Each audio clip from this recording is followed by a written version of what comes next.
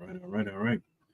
Hey, shalom, shalom. And first and foremost, I want to give all praises, all honor, all glory to Yahweh, Bahasham, Yahweh Shai, Bahasham, Rakakwadash.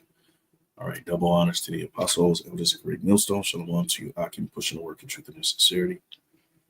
All right, coming back at you with another lesson through the spirit power of Yahweh, Bahasham, Yahweh Shai. All right, our duty is to prophesy meaning to say before. All right, and well, the name of this lesson, I call it the Lord stirring the pot. Okay. And this is just, you know, dealing with how the Lord is going to use Esau to bring more chaos. All right. And I really want to call this lesson when white people play victim, other people end up dead. All right. And history proves that. All right. Throughout history, Esau has always justified the means of, uh, uh, rape, robbing, and pillaging. Okay. All right. Because they really can't stand the sight of others thriving. Okay. And, as of late, of course, Esau, I would say for some time now, man, been a standard that has been raised against him. Okay. And their secrets, the most secret parts have been exposed. All right. They're losing a grip on, society, essentially them being the head of society. And truly that's the Lord's doing. And so for the most part, the Lord is ramping their spirits up. And, now, they're playing the victim. All right. And of course, what comes behind that is something he's always done and history has always shown and proved, I have, some examples. I have a video I played in a recent lesson that I did, but I kind of want to draw attention to, the mindset of these Edomites. All right, going into these times, when things become rough. All right, due to economic collapse. All right, and the economic collapse is going to spawn a whole lot of things. All right, one of those things are going to be civil unrest. All right, race riots. Okay, and guess who's going to be, the ones leading the charge? It's going to be the ones who are essentially falling from their position in society. And these Edomites feel it. They feel the pressure. They feel that, they're losing out. All right. And of course, that's the Lord's doing above all things. All right. But when white people play the victim, other people end up dead. All right. Or unalive. Okay. And then they got this, this narrative that they're pushing, of course, is that there's a conspiracy to rid them, in parts of the earth due to immigration. And I kind of want to touch on that very quickly. All right. And it's called the Kalergi Plan. All right. And that's, pretty much dealing with, a conspiracy against them by the U's. Okay. Which, let me see here. And and now, which in some regards, it's somewhat true. All right. Because you got one faction of Edomites who are essentially the chief tribe, which is Amalek of the whole nation of Edom, who is, they have the blessing. Okay. And they pretty much disregard other Edomites. Okay. And these regular Joe Schmo Edomites, they know that, in some regards that the world belongs to them. Okay. And they know that these Amalekites are kind of, taking it away from them. So this is what they're crying about, immigration, them being weeded out, and we know, the birth rate has gone down, all right, among Edomite men and women and not having enough children, right? And really, truly, that's the Lord's doing. But the Lord is kind of, stirring up their spirits. You got Edomites, doubling down on, the horrific crimes that they've done, all right, in history. Okay. And, they're somewhat getting that pride again. All right. You got, of course, that guy, Matt Walsh, going in on how, blacks are violent, again, justifying the means, which the statement's true. The stats are there, but, Jake represents a small portion, of the population in America, according to them. We know we're all over the place. We're a multitude, as the sand of the sea. But the population that they're talking about being most violent are men from the ages of 16, I believe, to like 36 or something like that. And it is somewhat true. Now they have justification, to cry out, or cry victim. All right. So as you can see to the left, because I'm not going to go too much into it, but you can look it up, Kalergi plan. All right. Because who gives a damn, to be honest. But I just want to shed some light on the spirit that these Edomites are coming into. Their backs are against the wall, and the Lord is stirring up that spirit. So, and I believe I heard maybe a few weeks back, and I think it was a document or something that I was reading, maybe from one of the elders or something, that whenever I think it was it was a lady that said that read a book. She wrote a book. All right, and it was dealing with how pretty much how civil unrest comes. It comes by those who are, pretty much, well, the chaos is stirred up by those who are losing power. All right, roughly paraphrasing what she said, and what she wrote about in a book of hers, I guess, if my memory is correct. But yeah, man, these Edomites are losing. They're feeling it, and rightfully so. Okay, I ain't gonna go too much into it. It says right replacement / clergy plan is a Jewish construct. They want white people erased because we are the most diverse race on the planet. All right, and now we do not need any more diversity. White lives matter, which we know that's not true. There's nothing diverse about you Edomites because you're not white. All right, white is a social construct. Okay, because that goes into social Darwinism. It goes into this illusion that you're superior than everyone else. That's just not true. When you look at what has befallen the so-called white man, proves you're not superior at all. All right. We know who the superior nation of people are.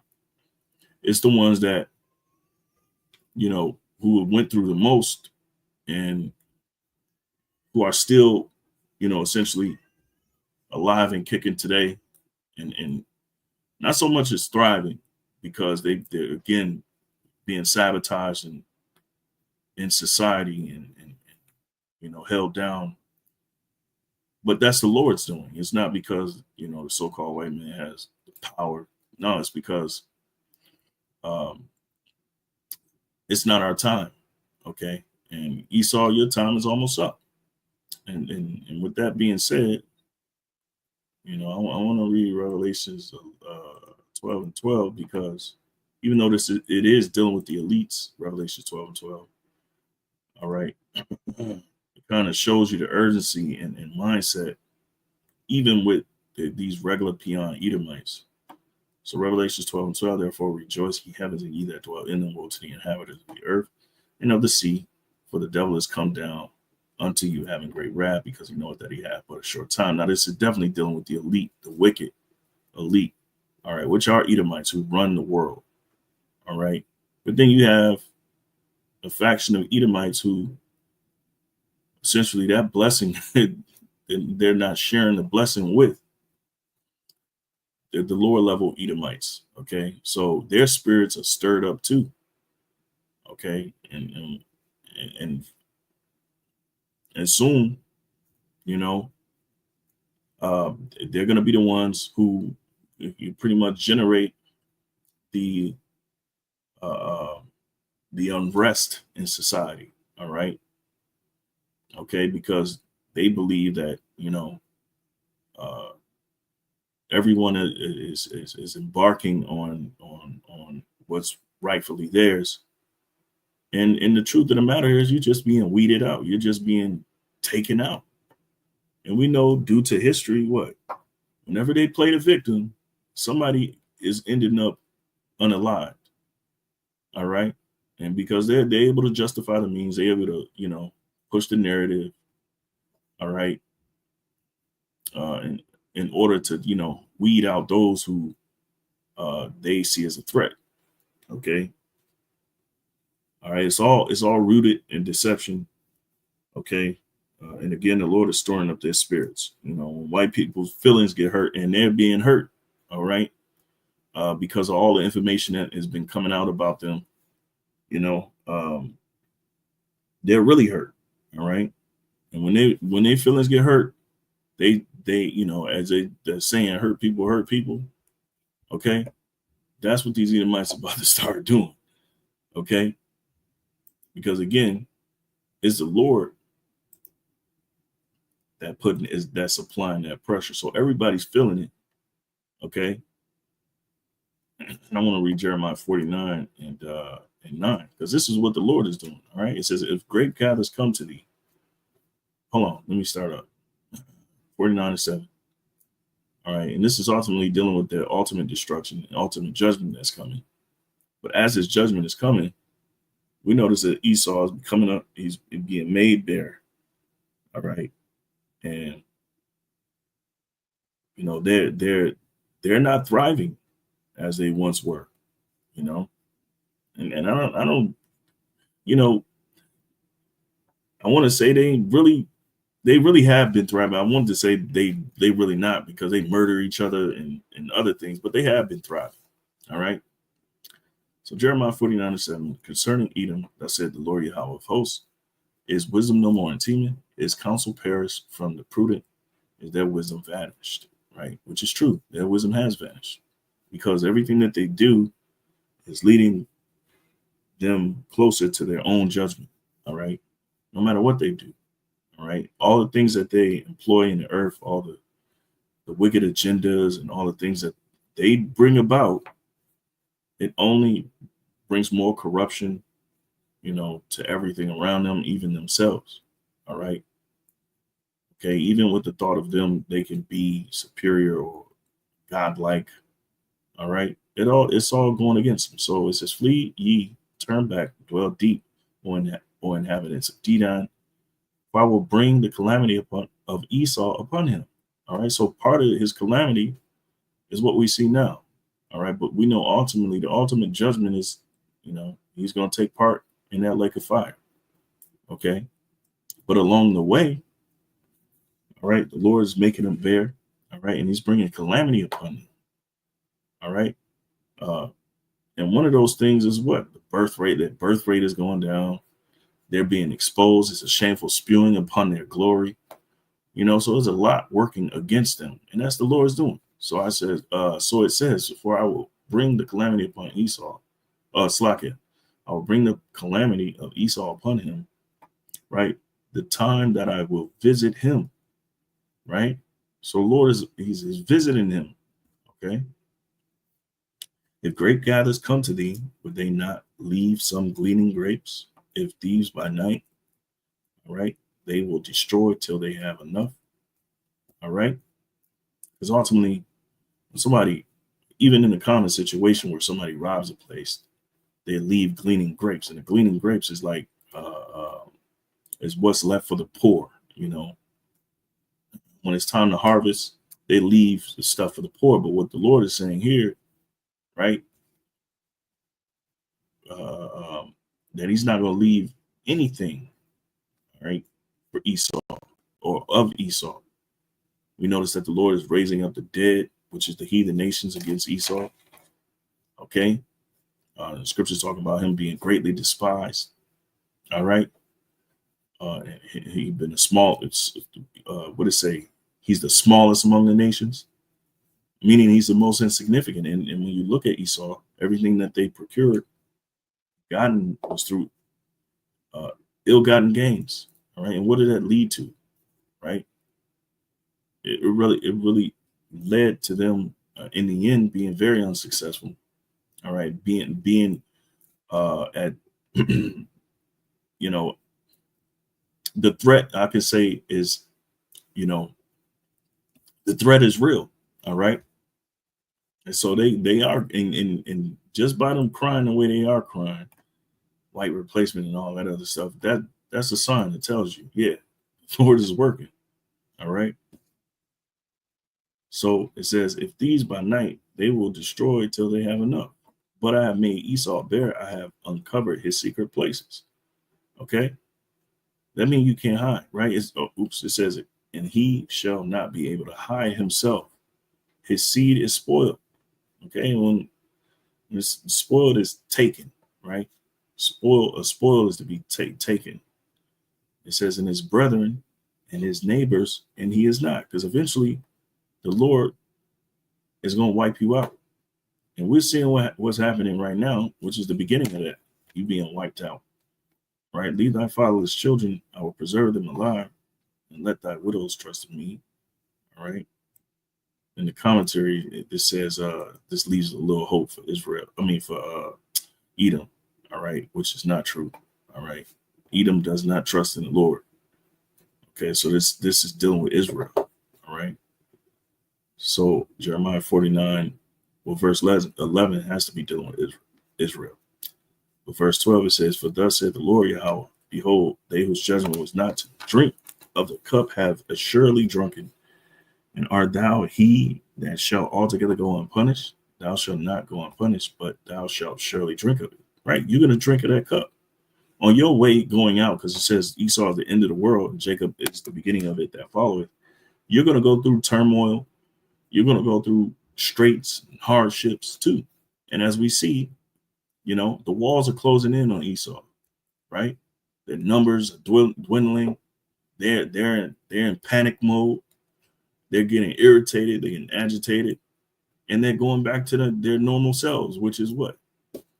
These narcissistic, covetous, you know, individuals. All right, who don't want to see anyone else flourish, don't want to see anyone else happy but themselves. They love being on top, and that is what you call, you know, hyper. I'll just make up a word: hyper narcissism. You know, where, you know, you have to be the one that everybody is looking to and praise. You have to be the center of everything. You have to center yourself, just like they say what all the that the world essentially, without white people, the world wouldn't be in a better place. And that's just a lie, man. You know, okay, that's just a lie, man. And the nations collectively, starting with us, because we are the form of all things. Jake has made huge contributions to this world.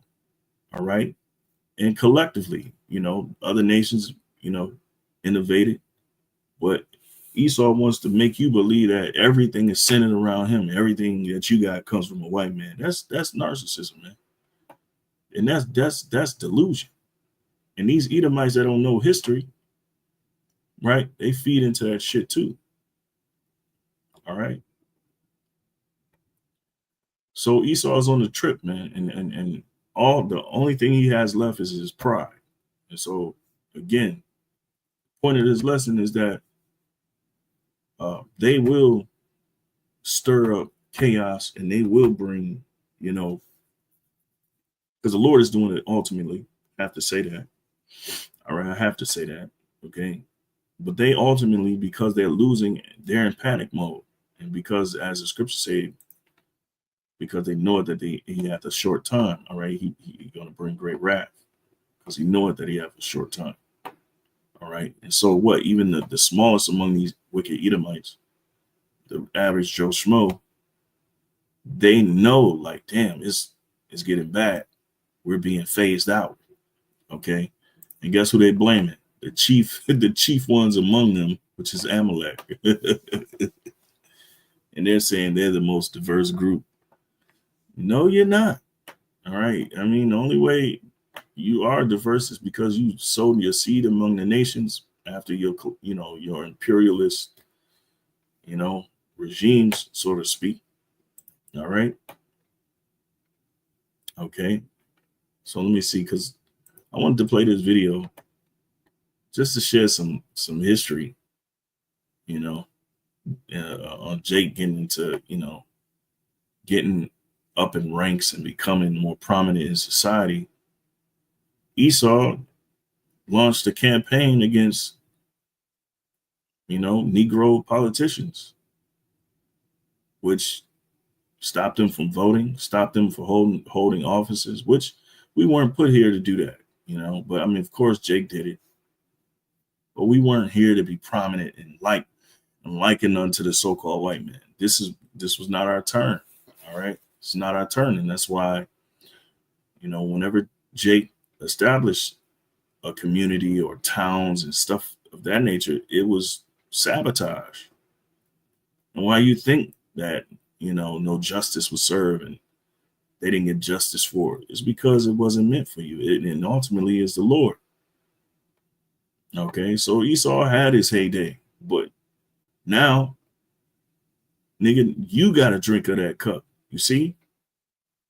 And it ain't looking too good for you Edomites, man. They crying and they doubling down on their sick, evil, terrible nature,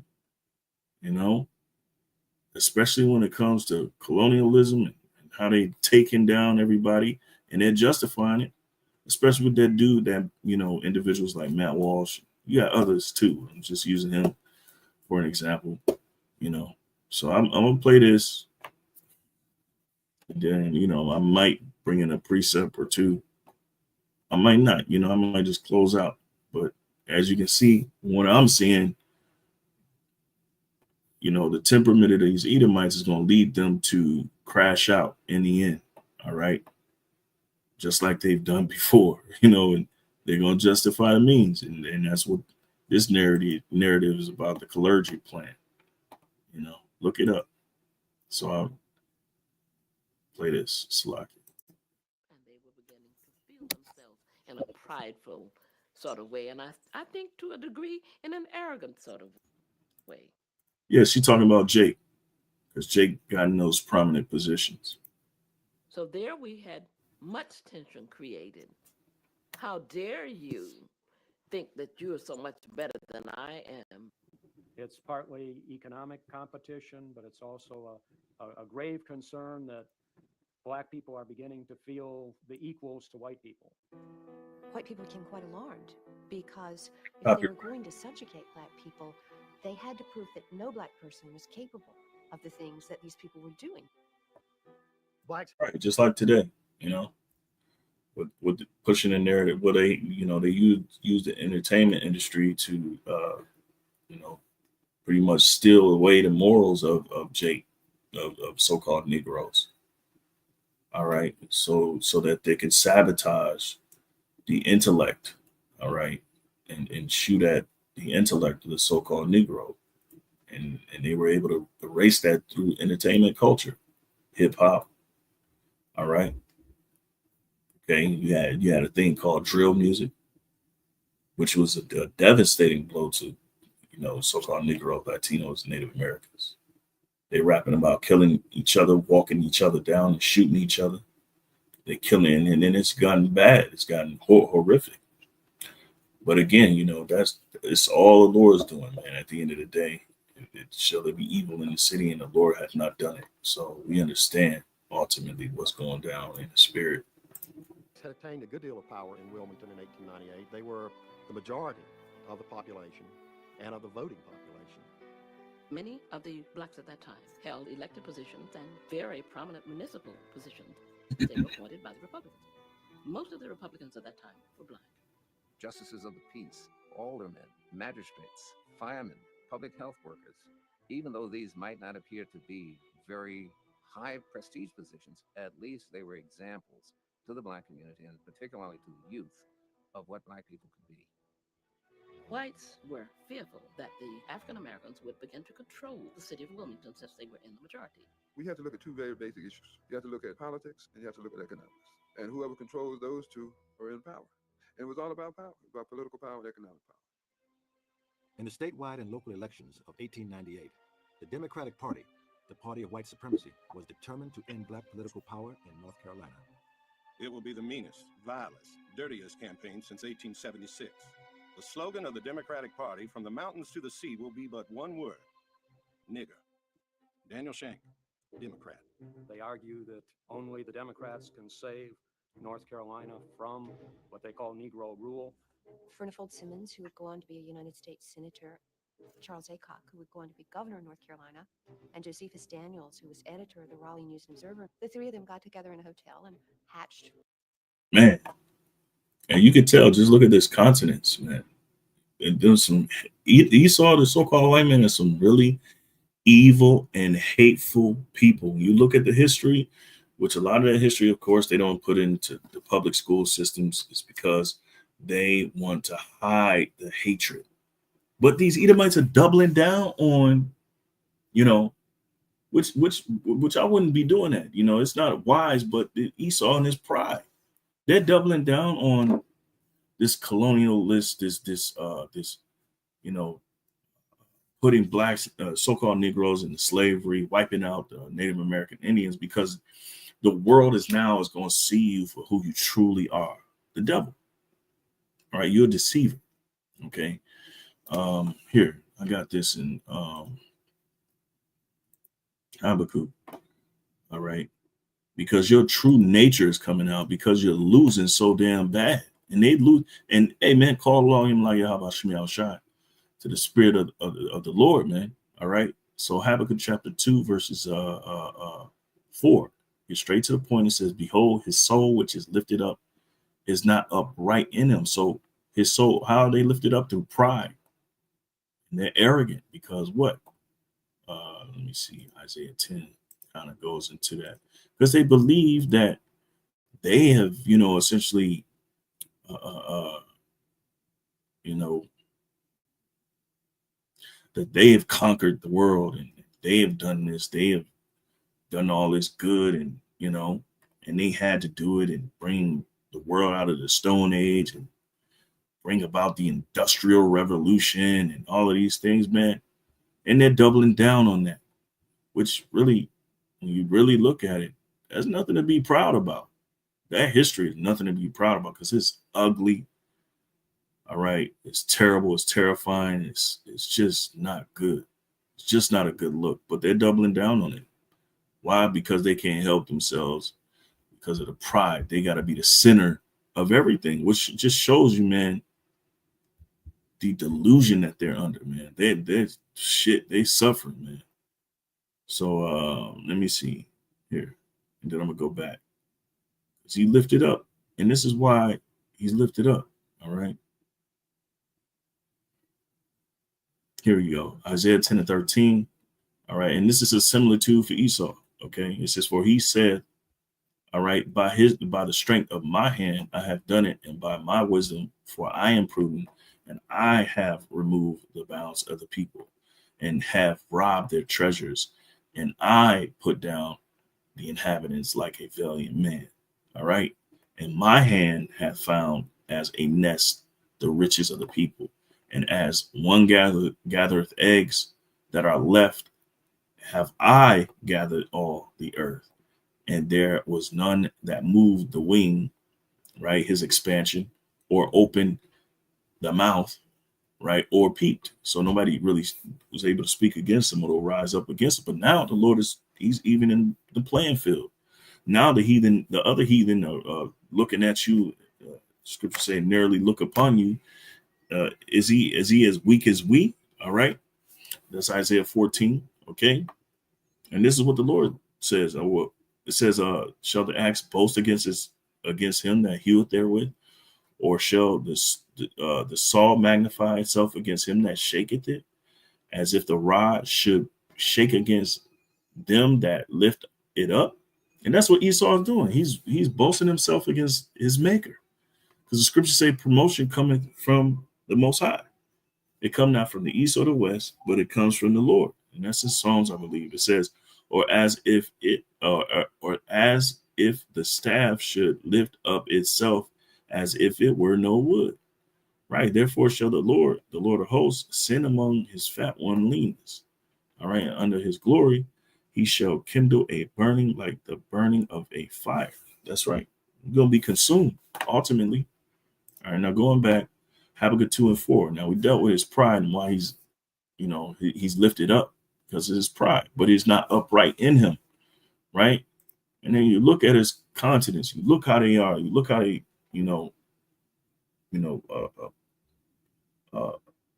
posture themselves in the world, man. It's just, it's very unseemly, of course. All right. So it says, but the just shall live by his faith. Right. And we know the righteous, they move by faith.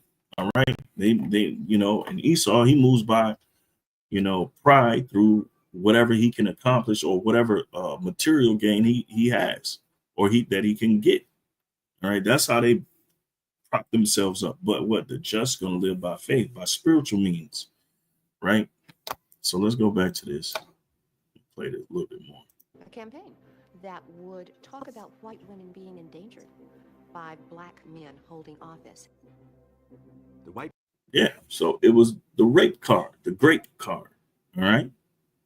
And they used this to their advantage. And they put the fear into other whites.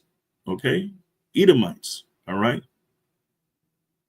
And what that drove them essentially mad. And they had it out for so-called Negroes. All right.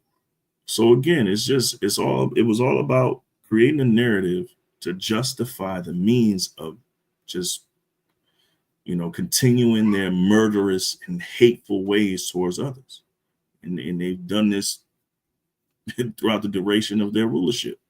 Okay. So let me just play it back just a little bit.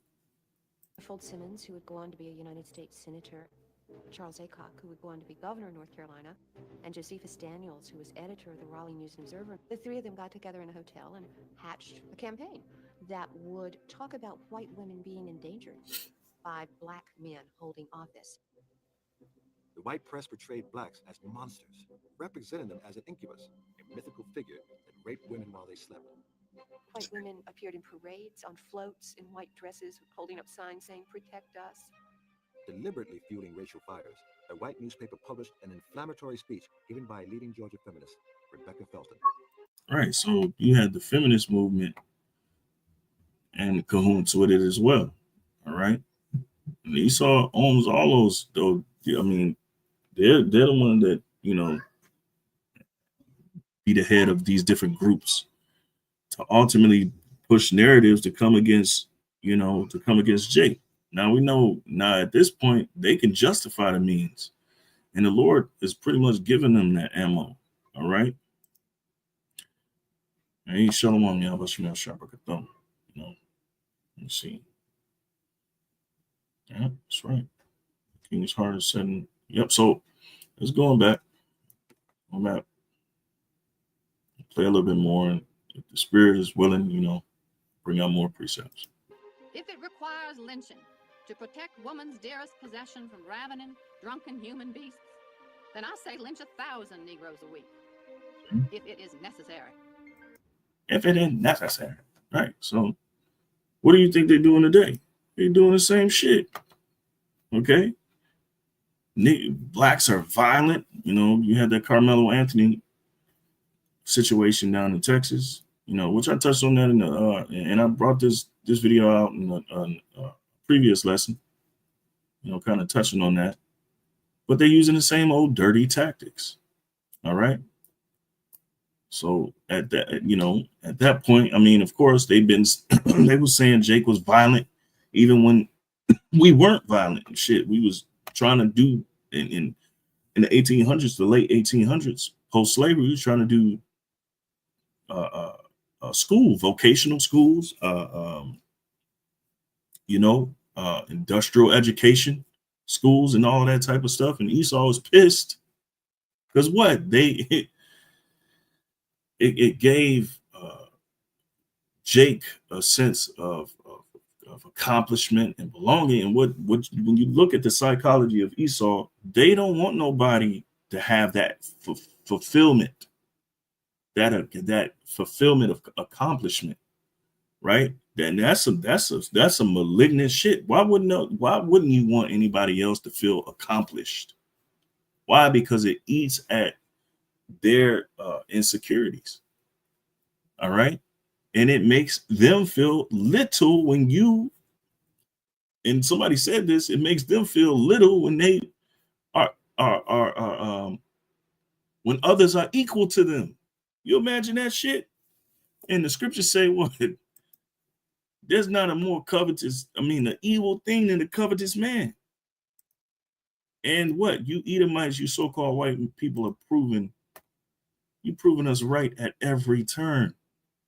Okay? Look at that.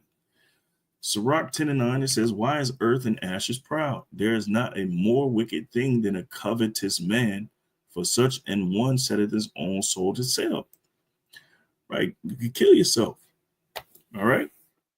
Why? Because when you go into what covetousness is, it has everything to do with here, wanting things of others. All right. And envy is involved, right? All of these things. So covetous here, it says inordinately desirous to obtain and possess, avaricious, okay, covetous, desirous, covetous, right? So they want to obtain desirously or inordinately, they want to possess everybody else position or material, right? That's why they all over the fucking world. All right. Okay, heaping unto themselves all people, as it says in verse 5. We don't go there. All right, but that's why they everywhere else in the fucking world, and in places where they, in other people's backyards. All right, making it worse for other people. Like this, you're a cancer. You're a complete degenerate cancer, man. All right.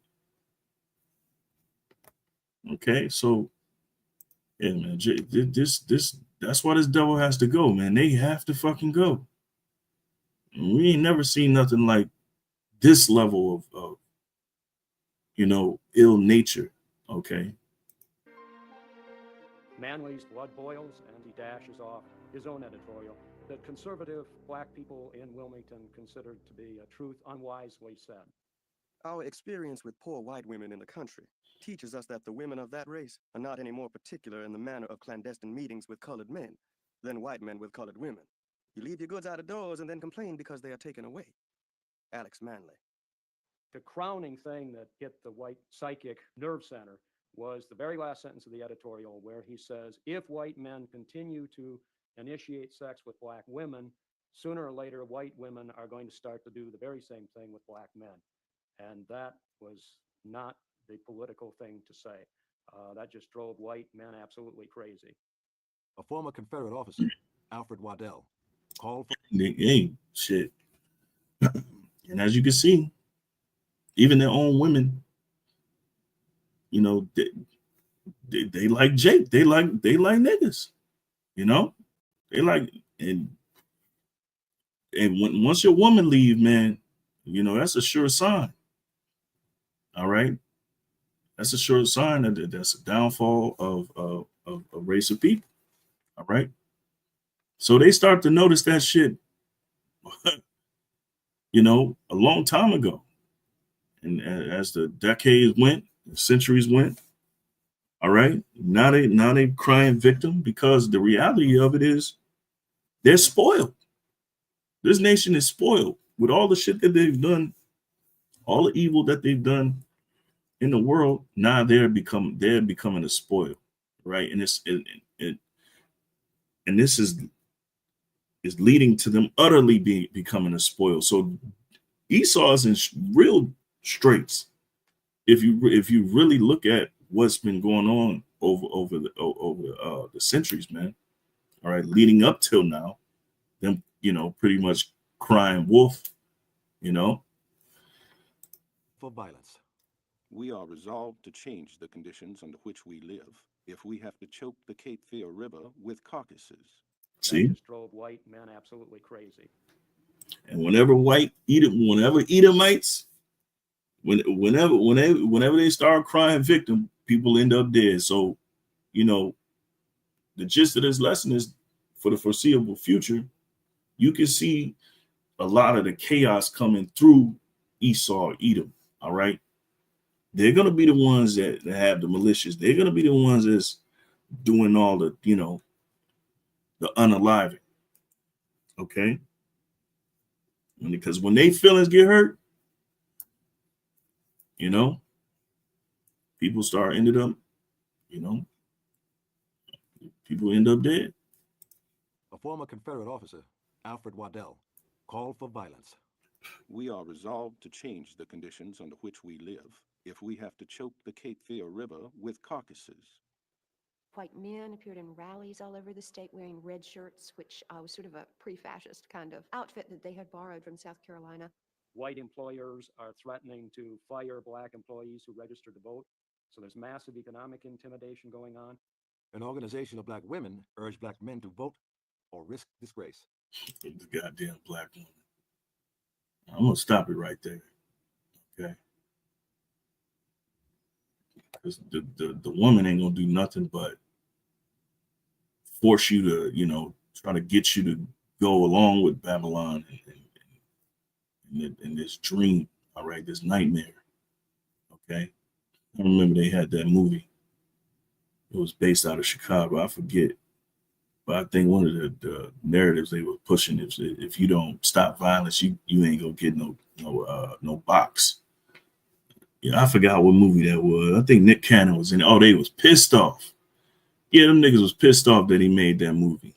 All right. He was playing a drill rapper and shit, you know. Well, yeah, it was corny. It was corny. It was a corny movie, but you niggas are corny. You know, so it fit. And they was mad. Yeah, rappers like Lil Durk mad at him and other drill rappers. But you niggas are walking contradiction. Hypocrites, man. But I digress. But as you can see, the same narrative, right, is being pushed now, you know. So what do you think they saying in their houses, man? All right, these Edomites, okay. So the Lord has stirred their spirit up, all right, and they for sure are gonna start most of the chaos. Hell, they might. Who knows, man? All right, they might poison the water supply. Okay. All right, they might do. Who knows, man? All right. So this is Habakkuk 2:5. It says, "Yea, also because he transgressed by wine, he is a proud man, neither keepeth at home." All right, and we somewhat seen how they, you know, transgress with their wine. Okay, their philosophy. All right, is very violent and volatile. Okay, it's very covetous. All right, it's very wicked, deceptive. All right, it says he is a proud man, neither keepeth at home, who enlargeth his desire as hell, and is as death, and cannot be satisfied. So this is his insatiable practice. All right, so it's like, you know, the saying, everything you touch turns into gold, or everything they touch turns to shit and death, and they can't be satisfied. because they want more. And again, it's sensational. It's one time, right? It's inordinate. Okay. It says, but gathereth unto him all nations and heapeth unto him all people. I wonder who that is. All right. This dude got a military base in almost every country in the world. All right. Because what? He's pushing, he's moving with that estranged nature. All right. To take over everything. Okay. So let me go back here. Ecclesiasticus chapter 10, verse 9. Why is earth and ashes proud? There is not a more wicked thing than a covetous man, for such an one setteth his own soul to sell, because while he liveth, he casteth away his bowels. All right. And your bowels is your most inner, it's dealing with your mind. All right. Your heart. Okay. All right. Let's see if we can get something out of there. But it's dealing with your innermost feelings. Okay. Because they cast away essentially the empathy, sympathy. They cast away all of those things that a normal person would have. Okay. And you man, you talk about the devil, man. All right. This is why the Lord gonna wipe them out, and there ain't gonna be no mercy, because he shewed no mercy, as the scriptures say. All right. So bowel, it says usually probe, bowels, human organs, or abdominal cavity. From let me see, human intestines. Right. Oh, here we go. It says transferred sense of viscera, if I'm saying that right, as the seat of emotion. So he casts all his emotions away. It's like complete apathy, like no regard, no feeling. And that's how the way he was doing Jake. All right. And we actually doing this, this 4-part series or episode, The Rise and Fall of Jim Crow, which is really good. It puts you like the brother Lawyer Bun Lawyer. Inside joke. He was letting, he was saying that, he loves watching this because it kind of stirs him up, kind of keeps him in remembrance, of that hatred. And you got to be reminded, you can't be complacent, right? Just because you get a few things in America and things are looking good. No, things are never good. All right. Because this blood, this land is built off blood. But every now and again, we doing this for class, and we're taking notes and actually adding precepts and going into the curses and all the things, because it's always important to know. All right. But when you look at the shit that Esau has done, it just shows you that he had absolutely no care for life, especially you so-called Negro. He's killing pregnant women. All right. For absolutely almost nothing, just because they wanted to make a way for themselves in society. All right. And now that, you got this these uneducated Edomites who think that, they are the center of the universe. When they see the violence among Jake, they're going to feel justified. So they're going to go into this thing feeling justified. You see, the Lord is cold. All right. Because the Lord needs you he needs your mindset to be fully motivated. All right. And fully persuaded. So when these Edomites look at today and how they essentially are being phased out of society through immigration, how they being intimidated, people the truth has made them feel guilty, which that's prophecy is a shameful spewing upon their glory. They're gonna approach this thing when shit hits the fan. They're gonna approach this thing with a whole motivated spirit to take what's theirs. All right. Okay. So it's important to know and understand their mindset, the mindset of your enemy. Okay. Because, you got to be ready, but ultimately we understand it's the Lord's doing. So again, their bowels. All right. The seat of emotions. It says, especially inner parts, as the seat of pity or kindness, hence tenderness, right? They're not soft, they're not gentle. It says compassion. So they don't have none of that. When you go back to the scripture, It says, while he liveth, he cast away his bowels. All right. So he cast all that away. He cast all the inner emotion, and scriptures say what without they did it all without mercy. It says they spare not the young or the old, the elderly. they and the way they was doing Jake in the late 1800s, post-slavery, during the Jim Crow era, right? They were getting down on Jake, man. All right. And it wasn't because Jake was being delinquent or evil towards them or violent. These were, perfectly educated, humble people who they wiped out, who they were trying to wipe out. They created the Ku Klux Klan for Pete's sake, because Jake wanted to vote, which we ain't supposed to be doing that type of shit. But of course it happened, But Sirach 10:10, it says, the physician cutteth off a long disease, and he that is today a king, tomorrow shall die. That's right. Because what? You're a disease, and you're something that the world doesn't need. The body doesn't need a disease, right? So your blood cells, your lymphatic system, it all kind of white blood cells, it fights against a disease to rid the body of that disease, because that disease only does harm, right? Everything it touches, okay, it tries to kill off. All right. And this is what Esau is doing. He's likened unto a disease according to the Bible, right? And as we can see, that's very true. It says, verse 11, it says, for when a man is dead, he shall inherit creeping things, beasts, and worms. It says the beginning of pride is when one departed from the Most High. And that's what he did. He been departed from God. And the scriptures say the wicked are estranged from the womb. He was estranged from the womb. All right. Believe it or not. All right. When he wrestled in the womb with Jacob, his brother, his paternal twin, right? Okay. That whole story, when you analyze it, you see that his nature was against his very own. All right. You see that he was hostile towards his very own. And we see that trait in them till this day. It's nothing they can get rid of.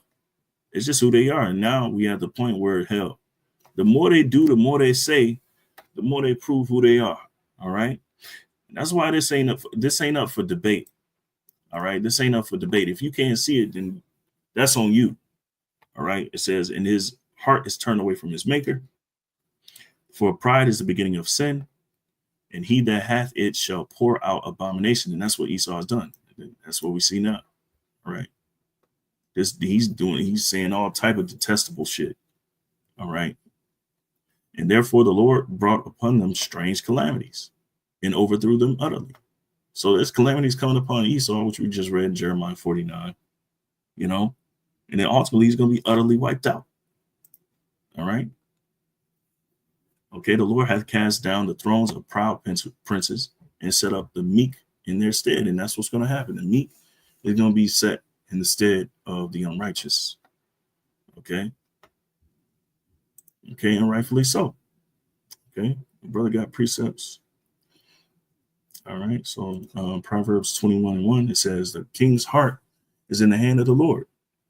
And Kazakh Ban Yehuda, the water, right? It says, as the rivers of water, he turneth it whithersoever he will. So the Lord is the one that is driving Esau and directing him and essentially giving him the spirit to do what he's doing. Okay. All right. Micah 2:1, woe to them that devise iniquity and work evil upon their beds. And that's what they've done. All right. Even when you look at this situation, all right, they were devising evil. Okay. When they was in that here, let me go back here. When they was in that little board meeting in the hotel, what did they do? They devised an evil against Jake. Play it again. Only the Democrats can save North Carolina from what they call Negro rule. Furnifold Simmons, who would go on to be a United States Senator, Charles Aycock, who would go on to be governor of North Carolina, and Josephus Daniels, who was editor of the Raleigh News and Observer. The three of them got together in a hotel and hatched a campaign that would talk about white women being endangered by black men holding office. The white press portrayed blacks as monsters, representing them as an incubus. Right. That's an example. All right. So again, woe unto them that devise iniquity and worked evil upon their beds.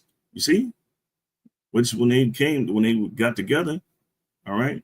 And this is just one case. All right. We know that, there's plenty more that the secret councils, they conspired together to what? To overthrow Jake, to to spin a narrative so that they can inflame the hearts of other Edomites, other whites, so they can bring about whatever they wanted to bring about. All right. Which was taking Jake out. So it says when the morning is light, they practice it. And that's exactly what they did, because it is in the power of their hands. So they had the power to do it. And what? They enacted what they conspired against Jake. All right. And they covet fields and take them by violence, and houses and take them away. They oppress a man in his house, even a man in his heritage. It don't get no clearer than that. All right. So we're starting to see, and more as we get closer, we're starting to see perfectly and more evident. All right. Who's who. All right. Concerning the nations in the Bible, concerning the nations in the world and what they're doing. All right. In the world. All right. We're able to identify them. Okay. Then shall the wicked be revealed. All right. Okay. So moving on. So Esau did that and has been doing that. All right. That ain't been nobody else. All right. Sirach or Ecclesiastes 14:6, it says, there is none worse than he that envieth himself, and this is a recompense of his wickedness. Right. Yeah. Okay. And that's crazy, because the Edomites hate each other. They envy themselves. Right. It says, and how much more others, all right?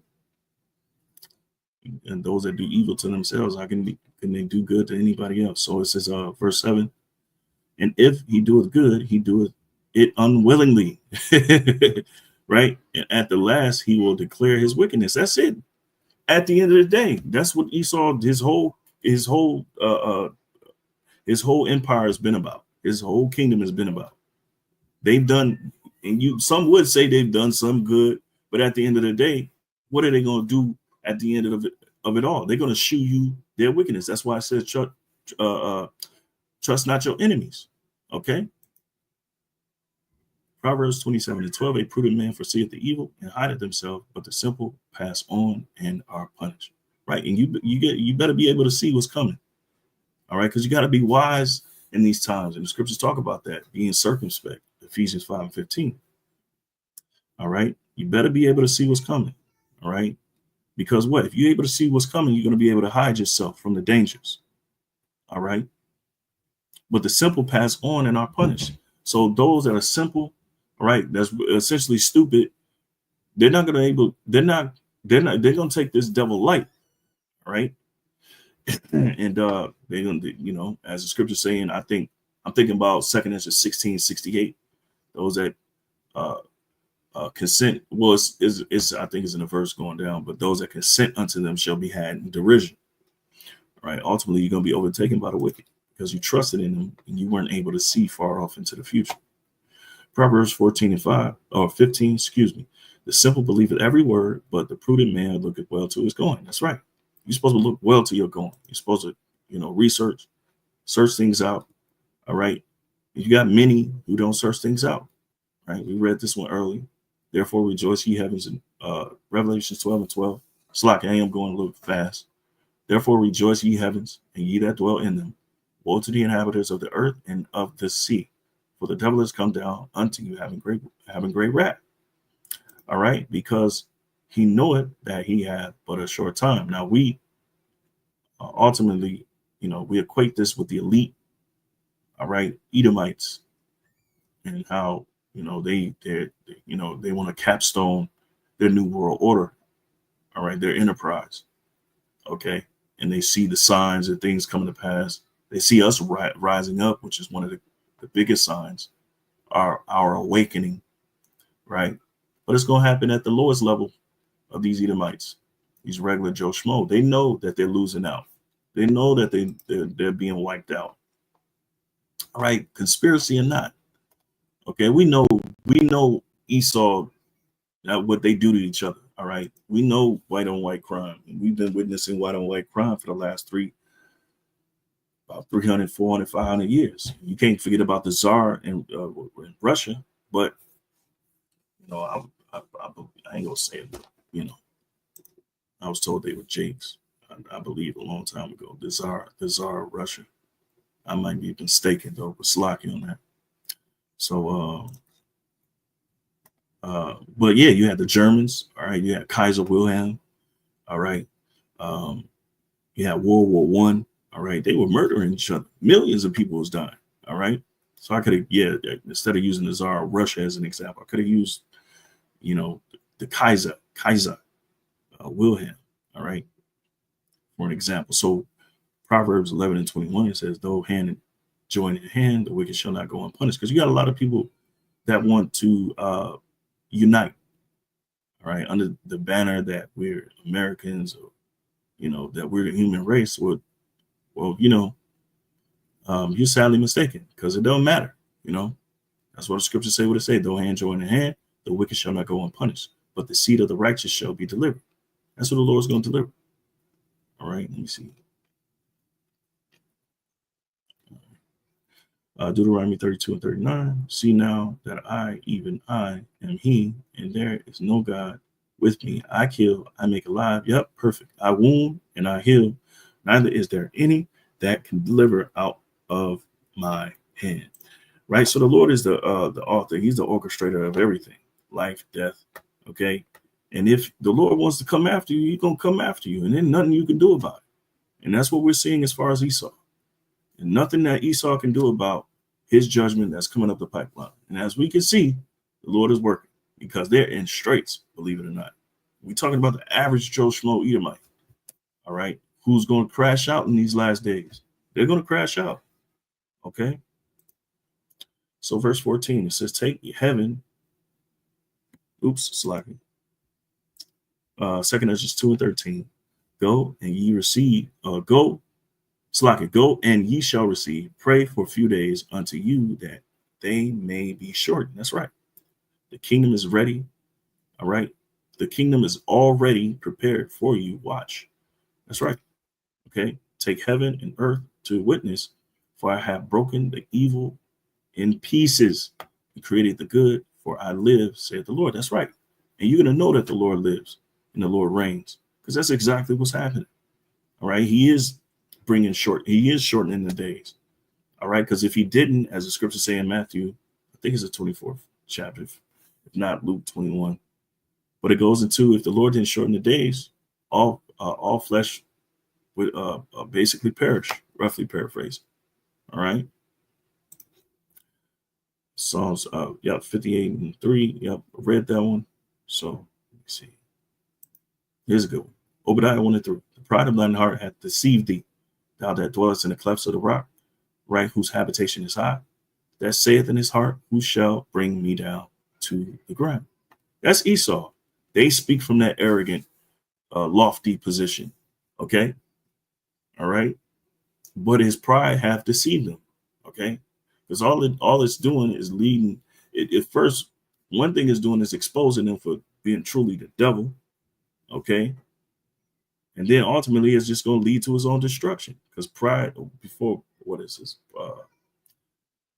It says pride goeth before a fall, and before a haughty spirit, destruction. I know I butchered it. Slack. So verse 4, though thou exalt thyself as the eagle, and though thou set thy nest among the stars. And they did that. All right. There's a term you can look up. It's called Sputnik, but that's dealing with the satellites. And Esau had the technology to venture off into the firmament and set up these essentially surveillance, because that's what it was used for. Those first satellites were set up. It was military grade, okay, to spy on other nations. All right, so that he would have the military advantage. Okay, so but it says, what, though thou exalt thyself as the eagle, and though thou set thy nest among the stars, thence will I bring thee down, said the Lord Yahweh. Power. All right. So he's reached a certain plateau or position in the world through his technology. And that's when the Lord proceeded to bring him down. Right. And that's an actual thing. Right. I think it was back in 1969. And he started venturing off into space. It was Sputnik. Right. It was the race to space, so to speak. It was between America, Russia, and China, I believe, if I'm not mistaken. Okay. And guess what? This place started to gradually decline. All right. And in fact, that's when the truth became more prevalent. All right. That's when the awakening, all right, came. Okay. Through the elder, all right, Abba Bivens, all right, whom we believe is John, all right, the Baptist, okay, or Elijah, in the reincarnation. Right, Elijah in the reincarnation, because Malachi goes into, him coming back before that, that dreadful day of the Lord. All right. So let's see here. All right. Oh, 2 Ezra 16 and 68. This is good. This is good because, Esau's coming with that wrath, like we said. Well, I said earlier, Revelation, like the scriptures say, Revelations 12 and 12, but 2 Ezra 16 and 68 says, "For behold, the burning wrath of a great multitude is kindled over you, and they shall take away certain of you and feed you, being idle with things offered unto idols." And that's the chip. That's the RFID chip. Because most people are going to be detained, all right? And they're going to try to force that chip upon you, okay? That's what it means by idle. Idle meaning you're not going to be able, you're going to be constrained, all right? You're going to be locked down, okay? Like idols don't move, right? Because that's what's coming. All right. And it says the wrath of a great multitude is kindled over you. That's that Edomite hatred over who? Over Jacob.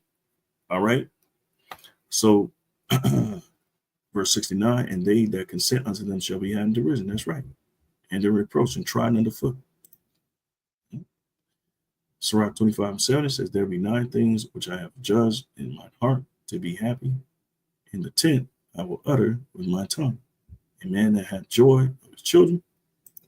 That's beautiful. We can end off on this one. It says, "And he that liveth to see the fall of his enemy." So we're in a perfect position when you look at it. All right. Okay. Those who have children, that's a beautiful thing. That's an inheritance from the Most High. But to see your enemy fall at the same time, that's the best position to be in. Okay, because the evil is pretty much about to be subsided. It's about to be overturned, right? And we can now start to rejoice, okay? Because the Lord is working, right? As it says, what the Lord is alive. Okay, that means He's working. He's making adjustments in the earth, okay? And we see it through how our enemies are going through their straits. But also, of course, we got other things that's coming up the pipeline that we can be a whole lot more thankful for is the Lord bringing us through the fire, through the turmoil, through the evil that's set up, all right, which is Jacob's trouble. Okay, and then ultimately the hour of temptation, which is going to be, essentially that RFID chip, which is the mark of the beast. So Lord willing, this lesson was edifying. It ate the water for the precepts, all right, through the Spirit, man. The water, because only had a few precepts too, so but the Spirit was dealing. So hey, Lord willing, this was edifying. Until next time, I say shalom.